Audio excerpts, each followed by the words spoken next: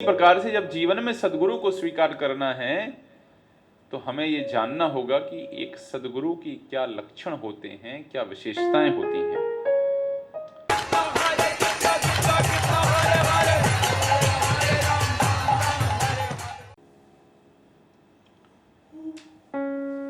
आध्यात्मिक ग्रंथ और आध्यात्मिक जीवन दोनों ही एक सद्गुरु, एक आदर्श गुरु, एक आध्यात्मिक गुरु, उसके शरण में जाने पर जोर देते हैं। जिनको आध्यात्मिक रूप से उन्नत बनना है उनको एक सद्गुरु की, आध्यात्मिक गुरु की आवश्यकता है। भगवान कहते हैं गीता में, तद्विद्धि प्रणिपातेन परिप्रश्नेन सेवया उपदिक्षन्ति ते ज्ञानम ज्ञानिनस्तत्त्वदर्शिनः, कि आप तत्वदर्शियों के पास जाइए और वो आपको परम सत्य का दर्शन कराएंगे।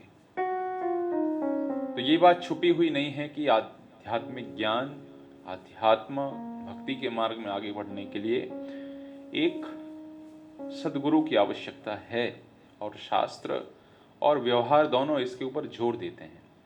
लेकिन आज के समय में सद्गुरु की खोज करें कैसे? क्योंकि हम में से बहुत सारे लोगों को उन योग्यताओं का पता ही नहीं होता कि एक सद्गुरु के अंदर क्या योग्यताएं होनी चाहिए, कैसे हम उनका चुनाव कर सकते हैं।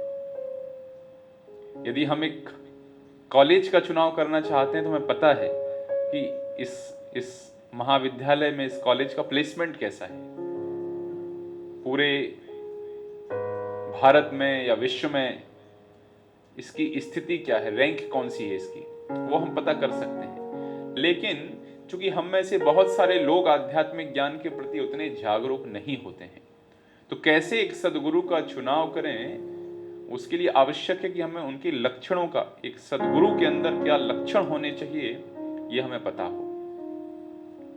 देखिए, हम कोई हीरा खरीदने जाते हैं तो यदि हमें पता नहीं है कि हीरा कैसा होता है, कैसे उसको परीक्षण करते हैं, तब हम हो सकता है कि हीरे के नाम पर कुछ कांच के टुकड़े खरीद के आ जाएं और हमें छला जा सकता है। इसलिए आवश्यक है कि हम अपने मित्रों से, अपने संबंधियों से, और यहां तक कि कुछ ग्रंथों से, मतलब ग्रंथ अर्थात पुस्तकों से जिनमें हीरे के विषय में बताया गया है कि आखिर हीरा कैसा होता है, कैसे उसकी पहचान करें, उसके विषय में हम जान लेते हैं। और तब यदि हम हीरा खरीदने जाएंगे तो निश्चित रूप से हमें छला नहीं जाएगा। तो इसी प्रकार से जब जीवन में सद्गुरु को स्वीकार करना है तो हमें यह जानना होगा कि एक सद्गुरु की क्या लक्षण होते हैं, क्या विशेषताएं होती हैं। तो लक्षण क्या है, उसके पहले ये जान लेते हैं कि लक्षण क्या नहीं है। यदि ये लक्षण किसी के अंदर पाए जाएं तो हम समझ सकते हैं कि ये तो सद्गुरु नहीं हो सकते हैं। क्या क्या लक्षण पाए जाएं? यदि कोई साधु व्यक्ति मंत्र लेके दीक्षा देता है या आध्यात्मिक ज्ञान सिखाने के लिए बहुत ज्यादा आपसे कुछ धन ग्रहण करता है, धन लेता है, या कि झूठे प्रलोभन देता है कि यदि आप हमारे शिष्य बन जाएंगे, आप ये करेंगे तो आप भगवान बन जाएंगे इस प्रकार का यदि कोई प्रलोभन दे, आप शिव बन जाएंगे, इस प्रकार का कोई व्यक्ति प्रलोभन दे तो ऐसा व्यक्ति सद्गुरु नहीं हो सकता है। यदि कोई गुरु या आध्यात्मिक व्यक्ति अपने छात्रों के ऊपर कोई बंदिशें न लगाए, कहे आपकी जो इच्छा है आप करिए, आप जो करना चाहते हैं वो आप कर सकते हैं, जबकि वैदिक शास्त्र एक शिष्य के ऊपर ये बंधन लगाते हैं कि उस शिष्य को पापाचार से बचना चाहिए, अर्थात वो मांसाहार का सेवन ना करे। और यदि ये साधु कहें कि नहीं नहीं आप मांस खा सकते हैं और साथ में योग साधना भी कर सकते हैं, फिर ये सद्गुरु नहीं हो सकते। शास्त्र ने बंदिश लगाई है कि आप नशा नहीं कर सकते, और यदि ये गुरु कहें कि नहीं नहीं आप नशा भी कर सकते हैं, क्या समस्या है, तब वो आदर्श गुरु नहीं हो सकते। शास्त्र में कहा गया है जुआ नहीं खेलना है आपको, और यदि ये गुरु कहे हाँ हाँ जुआ खेलने में क्या समस्या है, आप खेल सकते हैं जुआ, तब ये सदगुरु नहीं हो सकते। और अवैध मैथुन को, इलिसिट सेक्स, पर स्त्री गमन, पर पुरुष गमन, उसको शास्त्रों में निषिद्ध किया गया है, शास्त्रों ने उसके ऊपर रोक लगाई है।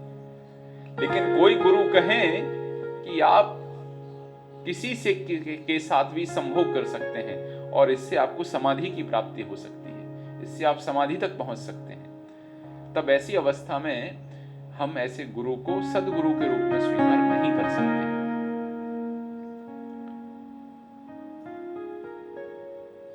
लेकिन कई बार गुरुजी भी भयभीत होते हैं कि ऐसा ना हो हम रोक लगाएं तो हमारे संख्या में, फॉलोअर्स की संख्या में कमी आ जाए। लेकिन सदगुरु ये विचार नहीं करता है, उसका एकमात्र उद्देश्य कल्याण होता है।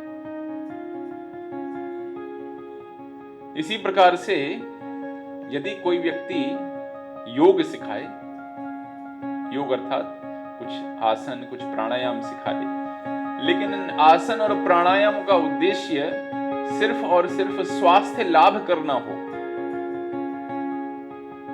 कि इसके माध्यम से कैसे हम अपने स्वास्थ्य में सुधार कर सकते हैं, अपने फेफड़ों की समस्या, अपने पेट की समस्या, इसका समाधान कर सकते हैं, तब ऐसे व्यक्ति भी सदगुरु नहीं हो सकते। वो एक योग शिक्षक हो सकते हैं लेकिन एक सदगुरु नहीं हो सकते, क्योंकि सदगुरु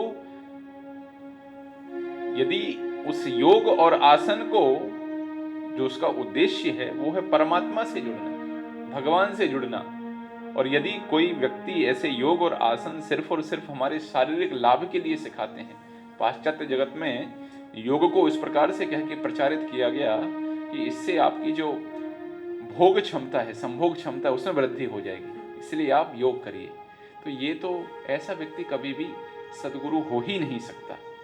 और जो ये कहे कि शास्त्रों की बात क्यों मानते हो, अपने अनुभव से आप कुछ कहिए, शास्त्रों में क्या रखा है, आपका अनुभव क्या है उसके विषय में कहिए। जो ये कहे कि मैं भगवान हूं, जो ये कहे कि आप भी भगवान हैं, और जो ये कहे कि हम सभी भगवान हैं, ऐसा व्यक्ति भी सदगुरु नहीं हो सकता है, क्योंकि उसने शास्त्रों का जो मंतव्य है उस मंतव्य को त्याग दिया है। तो कम से कम ये लक्षण कहीं आपको देखने मिले तो आपको ये निर्धारित करने में कोई समस्या नहीं होगी कि ये व्यक्ति सदगुरु नहीं हो सकते हैं। तो फिर सदगुरु कैसे होने चाहिए, उनकी क्या योग्यताएं होनी चाहिए? तो हमें जानना होगा कि भगवान के विषय में वो जो गुरु हैं उनकी समझ क्या है, भगवान को किस रूप में वो स्वीकार करते हैं, वो स्वीकार करते हैं या ये कहते हैं कि सभी भगवान बन जाएंगे। तो भगवान के विषय में उनकी क्या समझ है ये हमें जानना चाहिए। आप हर चीज तो उनके व्यक्तिगत जीवन में तो झांक के शुरुआत में नहीं देख सकते हैं, लेकिन उनकी प्रवचनों के माध्यम से, उसकी वाणी के माध्यम से आप समझ सकते हैं कि भगवान के विषय में इनकी क्या समझ है। दूसरा जो शास्त्रों का मर्म है, शास्त्रों की जो शिक्षाएं हैं, उन शिक्षाओं को उन्होंने कितना आत्मसात किया है, अपने जीवन में कितना अपनाया है, और कितनी उनको उन शास्त्रों की शिक्षाओं की अनुभूति है, कितना अनुभव किया है शास्त्रों के ज्ञान को। देखिए, शास्त्रों के ज्ञान को यदि छोड़ दिया जाए तो अध्यात्म का प्रश्न ही नहीं उठता। और साथ ही साथ कहीं ये गुरु भूमि फोड़ गुरु तो नहीं है, अर्थात इन गुरु ने भी गुरु शिष्य परंपरा में श्रवण किया होना चाहिए कि इन्होंने, अर्थात ये जो गुरु हैं, जो अपने आप को सदगुरु कहते हैं, क्या उनके भी कोई गुरु हैं, क्या उनके भी कोई गुरु हैं, क्या उनके भी कोई गुरु हैं। इसको कहते हैं गुरु शिष्य परंपरा। तो प्रमाणिक परंपरा में ये गुरु होना चाहिए। और जब हम प्रमाणिक परंपरा की बात करते हैं तो 4 प्रकार की परंपराएं, वैष्णव मत में 4 प्रकार की परंपराएं हैं। श्री लक्ष्मी जी की परंपरा है, भगवान शिव की परंपरा है, चतुष्कुमारों की परंपरा है और ब्रह्मा जी की परंपरा है। 4 परंपराएं हैं।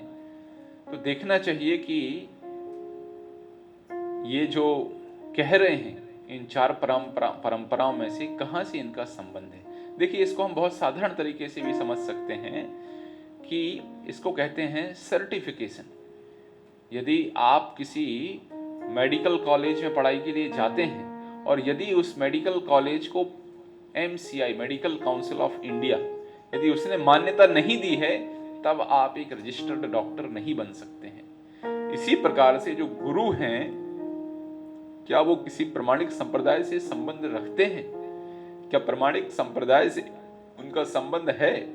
यदि संबंध है, उन्होंने आदर्श रूप से गुरु शिष्य परंपरा में श्रवण किया है, उनकी शिक्षाओं को स्वीकार किया है, गुरु उनके गुरु और कृष्णम वंदे जगत गुरु, सबके गुरु भगवान श्री कृष्ण, तब हम उनको सदगुरु के रूप में स्वीकार कर सकते हैं। तो पूछना चाहिए जब आप गुरु स्वीकार करते हैं कि आपका संप्रदाय क्या है, आपकी शिक्षाएं क्या है, पता करना चाहिए इसको। अच्छा, और गुरु जाति धर्म देश इससे परे होते हैं। केवा विप्र केवा न्यासी, वो ब्राह्मण है कि शूद्र है, इससे फर्क नहीं पड़ता। सन्यासी है कि गृहस्थ है, इससे भी फर्क नहीं पड़ता। केवा विप्र केवा न्यासी, शूद्र के निर्णय, लेकिन जय कृष्ण तत्ववेत्ता से गुरु है। उनको कृष्ण तत्व को जानने वाला होना चाहिए, भगवत तत्व को जानने वाला होना चाहिए। ऐसी अवस्था में ही हम उनको सदगुरु के रूप में स्वीकार कर सकते हैं। अच्छा, ठीक है, ये बात तो है। और शिष्यों को क्या देते हैं ये? शिष्यों को कुछ ऐसा तो नहीं करते कि जादू दिखा के और हाथ में राख और थोड़ा बहुत सोना लेके आ जाते हैं और दिखाते हैं, देखो। तो सदगुरु का एक कर्तव्य होता है कि सदगुरु शिष्यों को भौतिक ज्ञान नहीं सिखाता कि कैसे संसार में और फंसते जाएं और फंसते जाएं और फंसते जाएं, बल्कि सदगुरु अपने शिष्यों को यह सिखाता है कि इस जीवन में आध्यात्मिक सिद्धि कैसे प्राप्त की जाए, आध्यात्मिक लक्ष्य कैसे प्राप्त किया जाए, आध्यात्मिक ज्ञान कैसे प्राप्त किया जाए, ये सिखाता है सदगुरु। भौतिक ज्ञान के विषय में शिक्षण नहीं देता है। और साथ ही साथ ये भी देखना होगा कि ये जो सदगुरु हैं, स्त्री के प्रति और धन के प्रति इनका क्या मनोभाव है। वेल्थ एंड वुमन, इन दो से इनकी हैंडलिंग कैसी है, किस प्रकार से व्यवहार करते हैं। इतिहास में देखा गया है पिछले समय में कि कई लोग इस प्रकार से स्त्री और धन के संबंध में उनके व्यवहार में कुछ कमियां देखी गई हैं। तो सदगुरु की ये पहचान है कि किस प्रकार से वो स्त्री और धन से व्यवहार करता है। चाणक्य पंडित कहते हैं, मात्रेषु परदारेषु परद्रव्येषु लोष्ट्रवत्। दूसरी स्त्री को माता के समान देखे और दूसरे के धन को मिट्टी के ढेले के समान। मिट्टी है हमारे लिए। और साथ ही साथ ये सदगुरु ऐसे तो नहीं है जो सिर्फ और सिर्फ कुछ मीठी मीठी बातें करके, नियमों के साथ कंप्रोमाइज करके सिर्फ और सिर्फ अपने फॉलोअर्स की संख्या बढ़ाना चाहते हैं। श्रील प्रभुपाद जी जब पाश्चात्य जगत में प्रचार कर रहे थे तो उन्होंने एक नियम था शास्त्र के अनुसार कि अवैध स्त्री संग अवैध पुरुष संग मना रहेगा।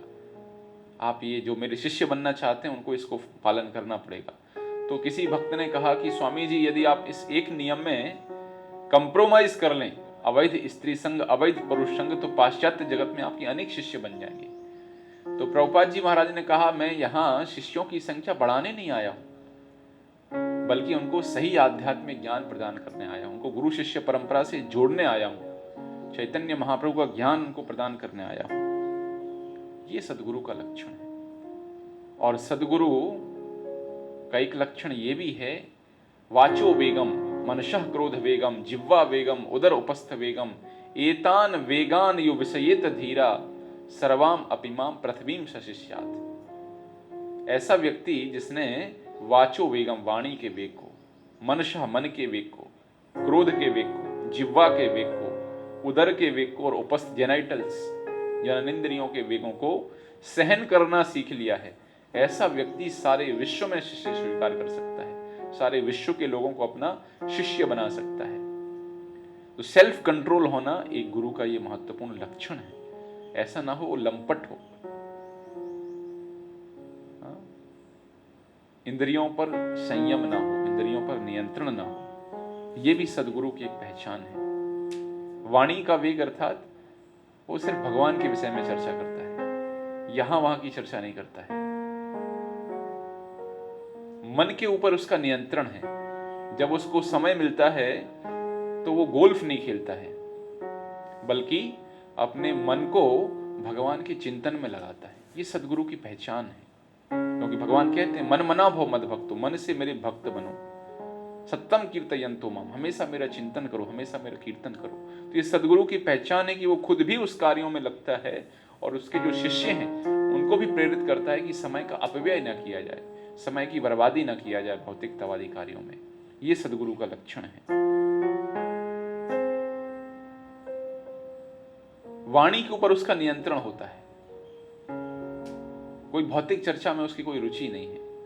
सिर्फ और सिर्फ आध्यात्मिक व्यक्ति होने के नाते वो आध्यात्मिक विषयों के ऊपर ही चर्चा करना चाहता है। और साथ ही साथ साधु का आभूषण है मर्यादा का पालन करना, अर्थात साधु के लिए कुछ विशेष विधि विधान, कुछ नियम सुझाए गए हैं। मर्यादा पालन यही साधुर भूषण।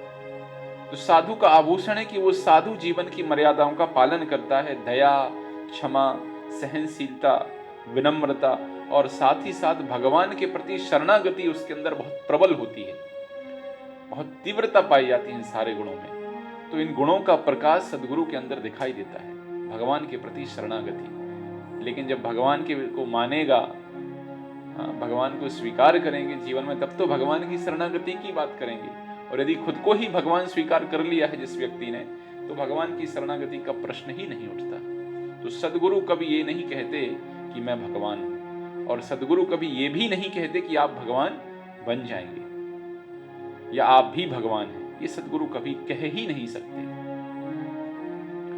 और साथ ही साथ आचार प्रचार तुम्ही करह द्वि कार्य। सदगुरु ऐसे होते हैं कि जो कहते हैं वो स्वयं उसका आचरण करते हैं और फिर वो कहते हैं। जैसे एक बार एक कथा में किसी व्यक्ति ने कहा कि बैगन नहीं खाना चाहिए, बैगन में कोई गुण नहीं होता है, बैगन नहीं खाना है। लेकिन जब घर पहुंचे तो अपनी पत्नी से कहा, भाग्यवान जरा बैगन लेके आओ। बोले अभी तो कथा में कह के आए बैगन नहीं खाना चाहिए। बोले कथा का बैगन अलग था, ये बैगन अलग है, खाने वाला बैगन अलग है। तो आचार प्रचार तुम्ही करह द्वि कार्य, तुम्ही जगतेर गुरु। आप संपूर्ण संसार के गुरु हैं, क्योंकि न केवल आप प्रचार करते हैं बल्कि जो प्रचार कर रहे हैं उसका व्यक्तिगत जीवन में आप आचरण भी करते हैं। ये सदगुरु की पहचान होती है।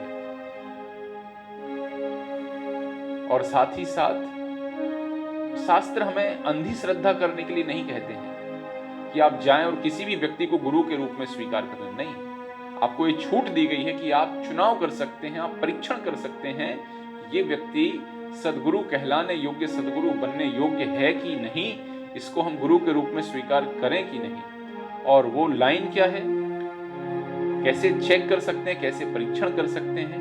कहते हैं गुरु, साधु और शास्त्र। गुरु, साधु, शास्त्र का अर्थ ये है कि जो वर्तमान गुरु है, जो वर्तमान सदगुरु है, वो अपने से पहले वाले जो गुरु हैं, पहले वाले जो आचार्य हैं, उन्हीं के अनुसार बातें करता है, या उसने अपने कुछ अलग से कुछ नियम बना लिए हैं, कुछ अपना अलग विधान बना लिया, कुछ अपनी अलग पद्धतियां, अलग क्रियाएं उसने निर्माण कर ली हैं, अलग योग की विधि निर्माण कर ली है।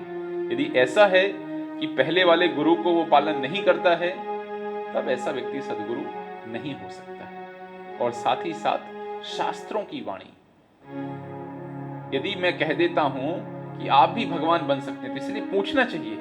यदि कोई व्यक्ति आपको, यदि आप वास्तव में जिज्ञासु हैं, यदि आप वास्तव में भगवत ज्ञान प्राप्त करना चाहते हैं, तो आपको पूछना चाहिए। जब आपको कोई व्यक्ति कहता है किसी भी प्रकार के आध्यात्मिक ज्ञान के विषय में, आपको पूछना चाहिए भगवत गीता में इसके विषय में कहाँ बताया गया है, पुराणों में, शास्त्रों में, उपनिषदों में इसके विषय में कहाँ बताया गया है। तो आध्यात्मिक मार्ग हमें अंधे रूप से श्रद्धा करने के विषय में नहीं कहता, बल्कि वो हमें कहता है कि हम परीक्षण कर सकते हैं। और उसका परीक्षण करने का तरीका क्या है? जो वर्तमान गुरु हैं वो साधु अर्थात अपने पूर्ववर्ती गुरु और शास्त्र, उन दोनों की वाणियों से, उन दोनों की शिक्षाओं से कितना संबंधित ज्ञान हमें बताते हैं, तब हम उनको सदगुरु के रूप में स्वीकार कर सकते हैं। तो हर व्यक्ति की जिम्मेदारी है कि जीवन में सदगुरु को स्वीकार करें और सदगुरु के कहे हुए वचनों का पालन करते हुए आध्यात्मिक मार्ग में आगे बढ़ें। लेकिन उससे पहले जान लें कि सदगुरु कौन नहीं हो सकते हैं और कौन हो सकते हैं। अपने जीवन की बागडोर, अपने आध्यात्मिक जीवन की कमान किसी ऐसे व्यक्ति के हाथों में न सौंपें, क्योंकि ये मानव जीवन बहुत ही महत्वपूर्ण है।